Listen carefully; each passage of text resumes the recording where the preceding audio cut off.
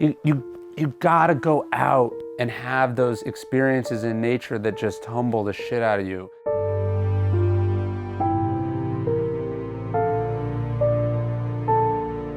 You stand on a beach and hear these waves crashing at you and there's no one around. You gotta walk outside at night in your backyard and look up at the stars. You gotta walk city streets when they're empty. You gotta climb a mountain. You gotta look at a waterfall. You gotta go out and experience this sort of bigness and vastness of the universe. Because what it does is it immediately makes all the stuff that's stressing you out in your life just feel really petty and small and meaningless. I carry this with me. It's a Sympatheia. You see that globe right there? That's a very famous image. Obviously it's the world, but it's crazy to think that it wasn't until the early 1970s that we ever even actually knew for sure that's what the world looked like. And when you see that, you're immediately sort of humbled.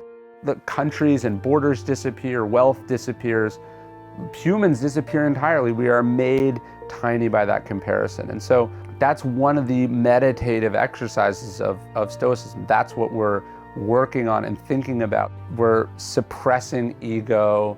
We are reminded of our own mortality, of our own fragility. And we're reminded again what's actually important, what we really care about when all those other things are stripped away. Marcus Aurelius, he's the most powerful man in the planet when he's alive. And he writes over and over, like 30 times in his diary, about working for the common good. He's a dictator. He could do whatever he wants, and all he's thinking about is working for other people, for the good of humanity.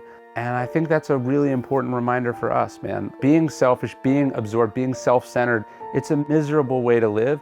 It's kind of a natural impulse, particularly I think when we're younger. And so we can go out and have these experiences. They call them the oceanic feelings, when you're just overwhelmed by the vastness of what's around you, or the smallness of what's around you, or the silence of what's around you.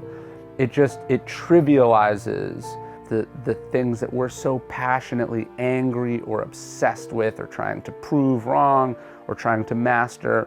And then we can go back to those things, I think, fresher and more sober and more clear-headed and just more authentic and generous and present. And so if you want to be less self-centered, you got to go out and have experiences that make that impossible. Thanks for watching. Please click subscribe below for more content from us at Daily Stoic.